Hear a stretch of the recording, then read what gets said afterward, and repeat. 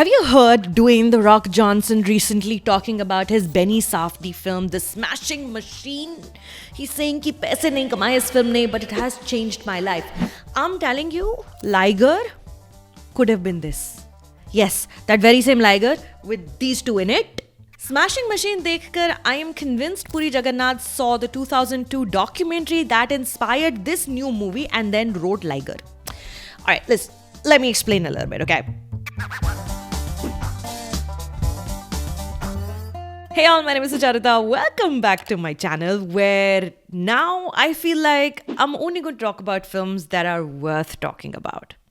I don't know, I haven't decided yet. I'm still working on it. But today, at least today, I'm here to tell you more about The Smashing Machine, starring Dwayne Johnson and Emily Blunt in the lead roles, written and directed by the now flying solo one half of the Safdie brothers, Benny Safdie, who has also edited it. Film lagi hui hai theaters mein. Yeah, in India also.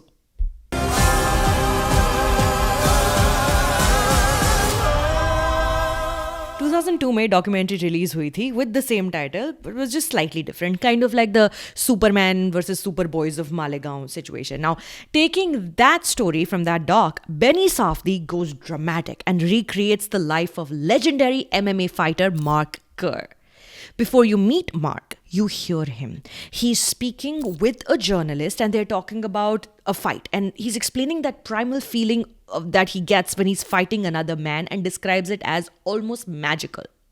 As he comes into the frame, you meet a gentle man with a heart as big as his muscles, uncorrupted by the riches and attention the sport brings. Because back in the 90s, when the film begins, the money was not nearly as obnoxiously large as it is now in the sport.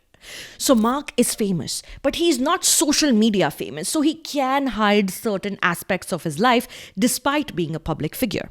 His two biggest secrets are a rapidly escalating drug addiction and his codependent, occasionally toxic relationship with girlfriend Dawn Staples, played by Emily Blunt. Watching Mark and Dawn go back and forth between protecting and destroying each other emotionally, it plays like a thriller. It's a Safdie film after all. Both are beasts in their own way, unpredictable, unstable. Dawn is as much a necessity to Mark's success as she's a hindrance in his way. She's an attention-seeking narcissist. He is nicer to other fighters than he is to her. He belittles her, she taunts him, both compulsively just hurting each other as soon as they see a wound begin to form. You know, there's a scene in this film where she describes the joy she gets from taking care of him in his drug-addled, broken state, which reminded me of Vicky Krieps saying this to Daniel Day-Lewis in PTA's Phantom Thread. Sorry, Paul, for editing out the silences in this moment. Take a look. I want you flat on your back, helpless, tender, open, with only me to help. And then I want you strong again. You're not going to die. Something so pitiful about grown adults just refusing to adjust. Benny Safdie's film plays like a documentary, not just in the way it is shot, but also who it is shot with, right? Mark's best friend is his namesake, Mark Coleman, who's a very important part of his journey as a fighter. This character is played by Ryan Bader, who is an actual fighter, also an actor. Enhancing this raw texture is Coach Bas Rutten, who plays himself in a significant role in this film, but also the treatment that's designed to feel like we don't have a set screenplay here, we're just observing. Now, it may spend too much time waiting for that next thing to happen, you know, documentary style, and hence it might lose the less attentive, more impatient audience as it goes.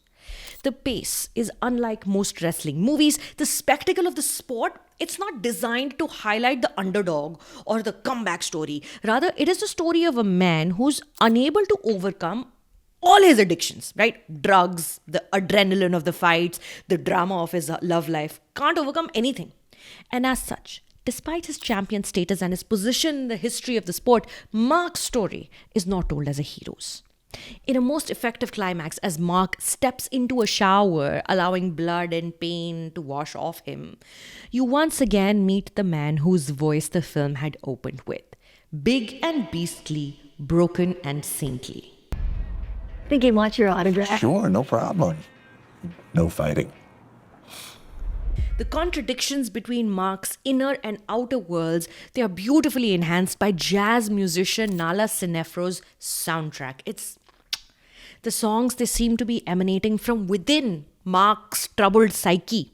The music often carries his story from one phase to the next with the same magic that he feels when he's pummeling other men. Instead of being frenetic, it's almost peaceful. I highly recommend just listening to the entire album separately on Nala Sinefro's YouTube channel. It is just beautiful.